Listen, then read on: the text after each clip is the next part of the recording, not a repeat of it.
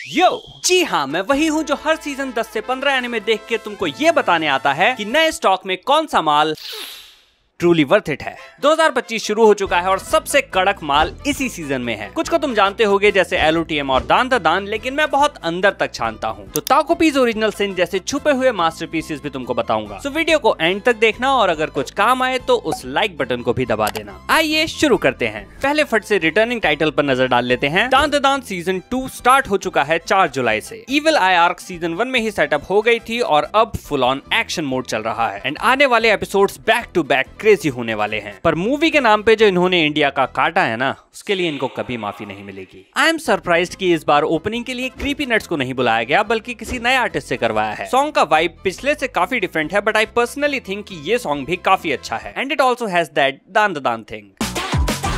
But उससे भी ज्यादा सरप्राइजिंग बात यह है कि this time they actually animated the ending song, not like last time. Call of the night का भी सेकंड सीजन लौट आया है और दान द दान से क्रीपी नट्स को इन्होंने चुरा लिया। ओपनिंग तो ओपनिंग, एंडिंग भी उन्हीं से करवाई है। They really want that virality, हाँ। बाकी एनिमे का सीजन 1 मुझे अच्छा लगा था। Night vibe and lo fi music के साथ इसका एनवायरनमेंट मैंने काफी एंजॉय किया। बट इस सीजन के साथ मैं रियलाइज कर रहा हूँ कि मैंने सिर्फ वही एंजॉय किया। मेरा कैरेक्टर्स या स्टोरी में कोई खास इंटरेस्ट नहीं है। अगर तुम्हें ऐसी वैम्पायर स्टोरी देखनी है जिसमें लड़की प्यार में पड़ के प्रेग्नेंट होना चाहती है और बाकी मॉरल्स या लॉजिक से उसका कोई लेना देना नहीं है, तो sure go ahead and watch Twilight. बाकी साकामोटो डेज पार्ट 2 और काइजू नंबर 8 सीजन 2 भी लौट रहे हैं 14 जुलाई और 19 जुलाई से, but at the time of recording this video ये एयर नहीं हुए हैं। इनके अलावा मैं फिलहाल my dress up darling season 2 और ग्रैंड ब्लू सीजन 2 के बारे में भी नहीं बता पाऊंगा because I have not watched them. Although दोनों ही फेयरली पॉपुलर शोज हैं और ग्रैंड ब्लू को तो कॉमेडी का पीक माना जाता है, so you can check them out. नए एनिमे की तरफ आगे बढ़ने से पहले मुझे पता चला है कि आपको एची एनिमे में बड़ा इंटरेस्ट है, तो उसी से शुरू करते हैं। New panty and stockings with garter belt. अगर आप ऐसा एनिमे देखना चाहते हैं जिसकी दो मेन कैरेक्टर्स लिटरली पैंटी और स्टॉकिंग है, तो भाई ये एनिमे आपके लिए बना है। पैंटी अपनी पैंटी उतार के उसको गन बना लेती है और उसका बॉयफ्रेंड लिटरली उसकी जायंट वजाइना लेके भाग रहा है। दान द दान क्रेजी लगा था,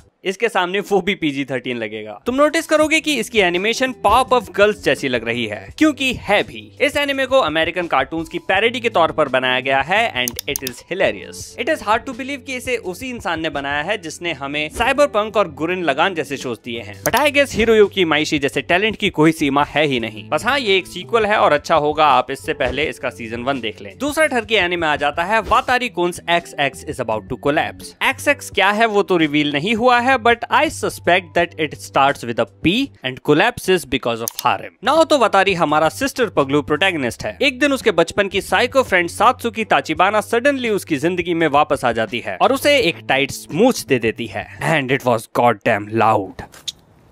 सेम एपिसोड में तुम उसे अंडरगारमेंट्स में भी देखोगे, बट एट इट्स कोर ये है एक रोमांटिक ड्रामा, कुछ कुछ कॉमेडी एंड एची एलिमेंट्स के साथ। तुम इसको रेंट अ गर्लफ्रेंड का छोटा भाई भी समझ सकते हो, so I won't really recommend watching it, but I would highly recommend checking out Lord of the Mysteries. ये वही एनिमे है जिसको लोग ऐसे हाइप कर रहे थे जैसे कि एनिमे का गेम ऑफ थ्रोन्स आ रहा हो, and it is crazy good. ये एनिमे एक वेब नॉवल पर बेस्ड है with a vast world, very detailed power system and lore and a rich mystery story line. अब तक 4 एपिसोड्स आ चुके हैं जिनकी पेसिंग इतनी फास्ट है कि मुझे एपिसोड्स 2-2 बार देखने पड़ रहे हैं, but in any case they have done the animation really well. Battles visually इतनी क्रेजी हैं कि तुमको बर्सर्क या एओटी की याद आ जाएगी। ये वो हाई प्रोफाइल शो है जिसको तुम्हें बिल्कुल मिस नहीं करना चाहिए। बाकी ज्यादा टाइम वेस्ट नहीं करते हैं क्योंकि मैं इस पर एक फुल वीडियो बना चुका हूँ, चेक इट आउट हियर। एक और एनिमे जिसको मैं स्ट्रांगली रेकमेंड करूंगा वो है ताकोपीज ओरिजिनल सिन। काफी लोगों ने ये नाम नहीं सुना होगा, बट ये इस सीजन के मास्टरपीसेस में से है। एक लाइन में बताऊं तो what if Doraemon was made by Hideaki Anno, the guy who made Evangelion and loves to torture his characters. जी हाँ, ये एनिमे फुल ऑन डिप्रेशन है। पहले तो इसका आर्ट स्टाइल देखो, बिल्कुल ओल्ड स्कूल, मानो डोरेमोन या शिनचैन के अर्ली एपिसोड्स देख रहे हो। और इसका कॉन्सेप्ट भी बहुत हद तक चिल्ड्रन शोज जैसा ही है। ताकोपी एक एलियन है जो हैप्पियन प्लेनेट से अर्थ पर आता है हैप्पीनेस बांटने के लिए। Sounds like Doraemon right? But अगर आप इस चीज से चकमा खा गए तो ये एनिमे आपके मुंह पर एक जोर का तमाचा देगा। ताकोपी मिलता है शिजुका से, एक स्कूल गर्ल जो सैड है, डिप्रेस्ड है और उसको स्कूल में बुली किया जाता है। ताकोपी अपने गैजेट्स से उसकी मदद करता है, उसको बुली होने से बचाने की कोशिश करता है, पर सब कुछ उल्टा पड़ता है। ताकोपी रियलाइज करता है कि ये कॉन्फ्लिक्ट उतना भी इजी टू रिजॉल्व नहीं है। जो लड़की शिजुका को बुली कर रही है, she has her own reasons to hate her. It is not as simple as kids bullying each other. The world of adults is equally responsible to make them this way. And I don't want to spoil you, but this anime pushes its characters to do something जिसको करना illegal है, but if you successfully do it तो कोई तुम्हें punish नहीं कर सकता है। If you know what I mean. Our little Takopi is just too innocent for this complex world of humans. और उसका मिशन wholesome नहीं बल्कि बहुत ही डिप्रेसिंग होने वाला है। Do yourself a favor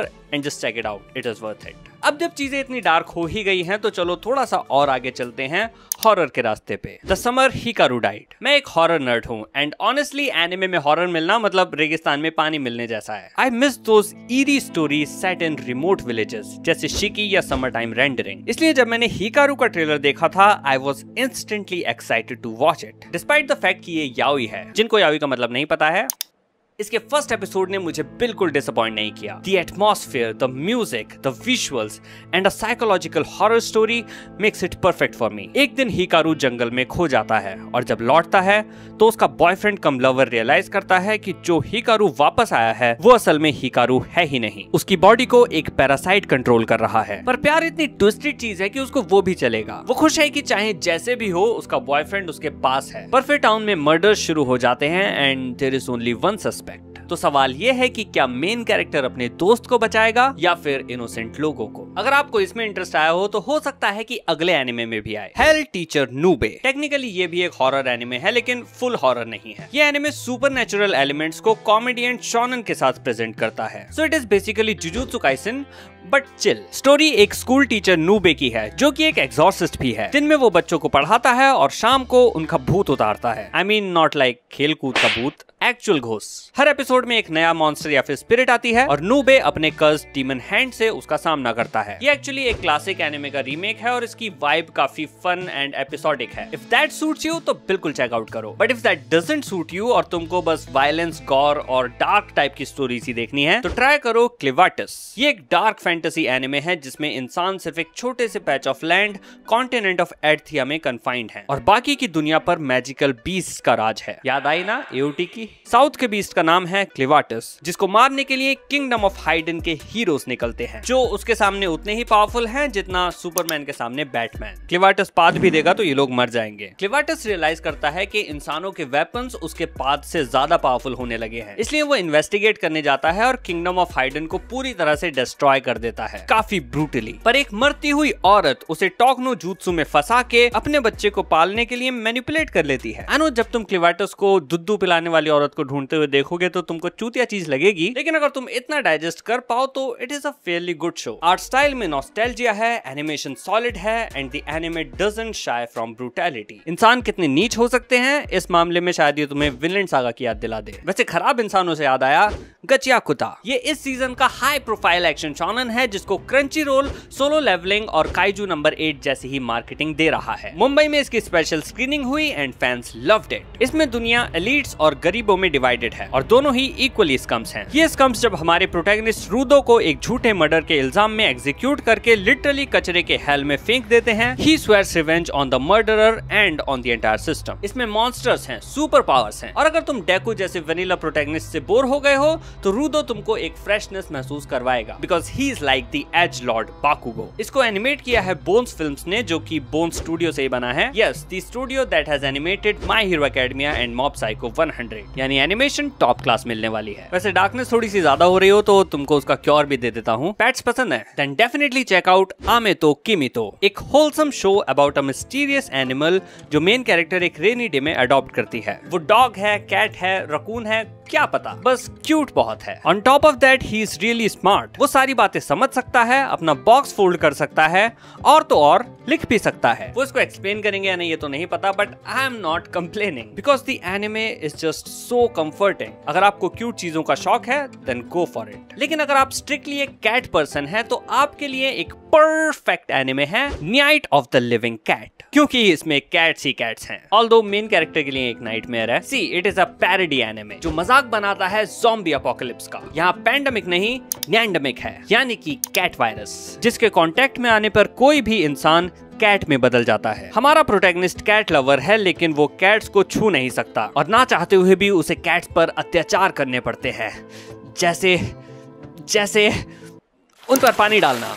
ये पुसीज उसको ललचाएंगी उनको सहलाने के लिए, पर हमारे एमसी को अपनी अर्जेस पर कंट्रोल रखना होगा। वैसे अब हम कॉमेडी में उतर ही गए हैं, तो क्योतो एनिमेशन के अगले जेम सिटी द एनिमेशन की बात भी कर ही लेते हैं। At its core it is just a time pass anime with gag humour, पर जो इसको ट्रूली आउटस्टैंडिंग बनाता है वो है इसकी animation. I mean, do I even need to say anything? Just look at it. Animation इतना डायनेमिक और वाइब्रेंट है कि जेम्स गन की सुपरमैन भी शर्मा जाए। अगर आप क्योतो एनिमेशन से वाकिफ नहीं हैं, तो ये हैं उनके कुछ प्रीवियस वर्क्स। और अगर आप लॉन्ग टाइम निचिजो फैन हैं, तो आपके लिए तो ये ड्रीम एनिमे है, क्योंकि इसको उसी के ऑथर केइची अरावाई ने लिखा है। So enjoy the daily adventures of मिदोरी in the city, जो कर्जे में डूबी हुई है और बस किसी भी तरह से पैसे जुगाड़ करना चाहती है। वीडियो थोड़ी लंबी लग रही हो तो प्लीज थोड़ा सा रुक जाओ, क्योंकि बचे हुए 3 एनिमे भी काफी अच्छे हैं। चलो 2 को एक साथ कवर कर देता हूँ। Secrets of the silent which and water magician दोनों ही मैजिक वाले एनिमे हैं एंड काफी होलसम एंड पीसफुल से हैं। शुरू करते हैं साइलेंट विच से। मोनिका एक जीनियस विच है, वन ऑफ द 7 सेजेस। वो अकेले ही लेजेंडरी ड्रैगन्स को धूल चटा सकती है, बट शी इज एक्सट्रीमली शाय और कुछ बोलती नहीं है, इसीलिए साइलेंट विच। उसकी लैक ऑफ सोशल स्किल्स की वजह से ही उस पर उसका दोस्त एक ऐसा मिशन थोप देता है जिसमें उसको लोगों से बात करनी ही पड़ेगी, जो कि है एक प्रिंस का बॉडीगार्ड बनना। अब ये साइलेंट विच स्कूल में कैसे सर्वाइव करेगी वो देखना काफी फन होगा। और हाँ, इसका एनिमेशन एंड वाइब भी बहुत प्यारा है, और इतना ही प्यारा है वाटर मैजिशियन, जिसको तुम टेक्निकली एक इसेकाई भी कह सकते हो। और ये तुमको मुशोको टेंसेई की भी याद दिलाएगा, क्योंकि एक तो इसका एनिमेशन स्टाइल और दूसरा प्रोटैगनिस्ट को एक गॉड ने रीइंकार्नेट किया है। ट्विस्ट ये है कि उसको चॉइस दी जाती है अपनी मर्जी की लाइफ चुनने की, और वो चुनता है शांतिपूर्ण जिंदगी। सो एनिमे काफी पीसफुल रहने वाला है, बट हाँ, उसे अपनी पीस को मेंटेन करने के लिए काफी स्ट्रॉन्ग बनना पड़ेगा और लड़ना भी पड़ेगा। सो वो अपने वाटर मैजिक पर वर्क करता है, उसको होन करता है, ताकि अपनी पीसफुल लाइफ एंजॉय कर सके। आप लोगों ने नोटिस किया होगा कि एक्शन से लेके हॉरर और डिप्रेशन से लेके उसके क्योर तक सब कुछ कवर हो गया, पर रोमांस किधर है? वैसे आपकी जिंदगी में तो नहीं है, पर एनिमे में तो हो ही सकता है ना। इस सीजन एक ही है, बट बेस्ट वाला है The Fragrant Flower Blooms with Dignity. Rintaro delinquents के स्कूल में पढ़ता है, जिसके जस्ट बराबर में एक गर्ल्स स्कूल भी है, बट वो सब डिलिंक्वेंट से नफरत करती हैं। ने, これ落としたよ。捨ててもらって結構です。え？たった今使いたくなくなったの。 भाई मैं होता तो शहर छोड़ चुका होता। इस सब के चलते हमारे प्रोटैगनिस्ट का लड़कियों से उतना ही वास्ता है जितना अपना खुशियों से है। उसे लगता है कि उस दुनिया से वो कभी वाकिफ ही नहीं होगा। And to make matters worse, उसकी हाइट ज्यादा है और गली के गुंडे भी उससे डरते हैं। पर एक दिन उसे मिलती है 4 फुटिया Waguri. She eats lots of cakes and sweets and naturally has big, wait what's her as?